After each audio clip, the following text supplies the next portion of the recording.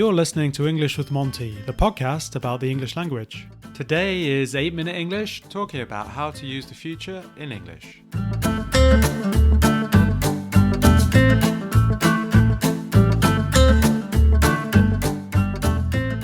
Hi there, and welcome to 8-Minute English with Monty. And I've got a long-lost friend. You feel like a long-lost friend, Niccolò. You're back. Welcome back. Yeah, I'm back, and thank you, John, to be here with me, because you know that you like me so much. I love you. You're amazing. Oh, okay. Thank you.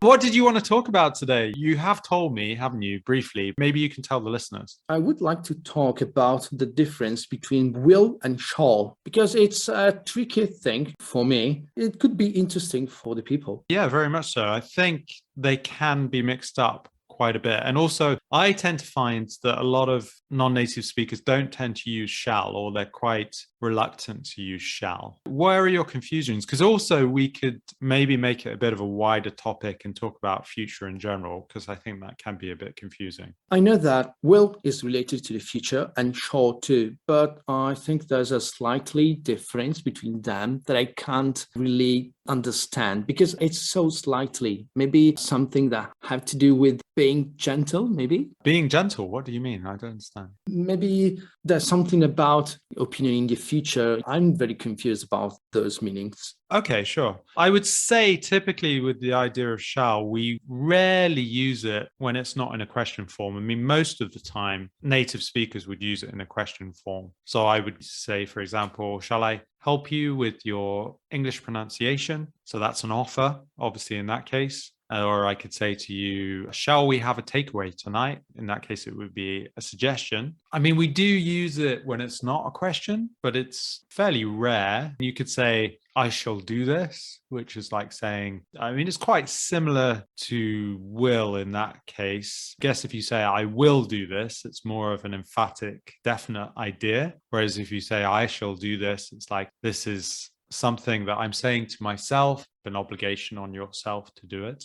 Okay, just help me with that. Because what's the difference between saying, shall I go to the grocery store, or will I go to the grocery store? So shall I go to the grocery store? You're basically saying to me, is it a good idea? Or you're saying, do we need something? Shall I go? Because we need something, right? If you say to me, will I go to the grocery store? I'm like, I don't know. Will you? Is that your plan? Shall I go is very much saying, okay, you've told me we've run out of milk. Should I do this? Is this a good idea because we've run out of milk? And I'm like, yeah, go to the grocery store because we need some milk. Okay. Shall I record your podcast with you? Mm-hmm. It's your answer. That's my answer. Shall I record it with you? That's a curious one in terms of context. You could say, for example, shall we start the podcast now? So that's like saying, let's do it. I mean, if you said, shall I do the podcast episode with you? It's like you're inviting me to say, yes, you should. So that seems a little bit of a strange question to me. Okay, maybe I should say, should I record with you, John? Perhaps not with that big sigh.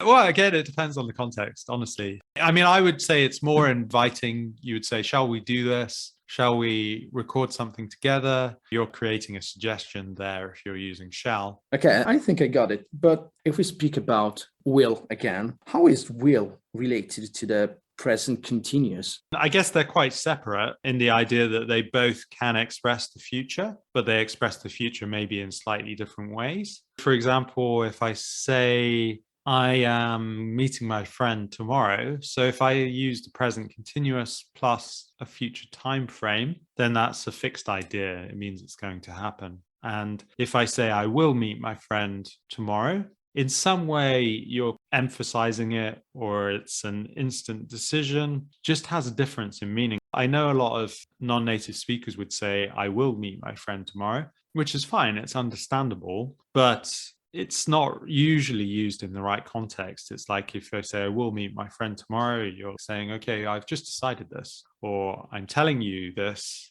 to put emphasis on that fact. Really correctly, it's I'm meeting my friend tomorrow. It's correct to say, I will get my friend tomorrow, but it depends on the context, as you said before. Yeah, I will meet my friend tomorrow. Exactly. It depends on the context. If you've just decided that at that moment, then yes, that can be correct. I go, okay, what's your plan, Niccolò? Do you want to do a podcast tomorrow? And you're like, I'm not sure. There's a friend who was talking about meeting up, and I'd really like to see this friend. No, actually, in fact, John, I will meet my friend tomorrow.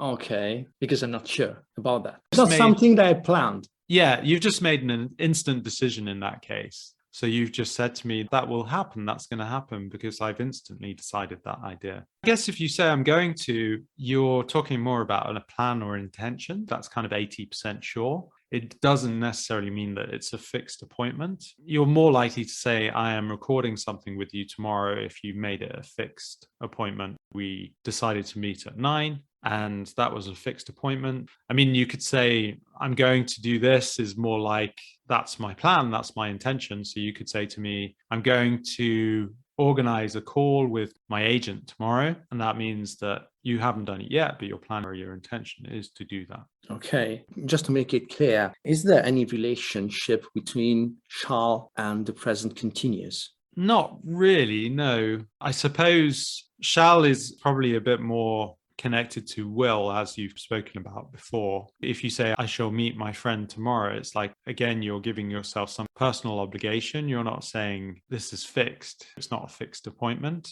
That is what you're doing. You could almost use that in a similar way where you make it an instant decision. I shall do this. Okay, I think I got it. Okay, cool. I'll give you one more example, giving the difference between the present continuous and going to. For example, if I said to you, my friend is getting married in May, or if I said my friend is going to get married in May, what's the difference in meaning there? In the second one, your friend is sure to get married in May. Going to get married. Yeah, he has planned to do that. In the first case, he would like to get married in May, but he hasn't planned anything. Interesting. If I say he's getting married in May, that means that the venue has been booked, it's happening. Whereas if I say he's going to get married in May, then that's his plan. We don't know if the venue is booked. So it's the opposite. Yeah, no, exactly.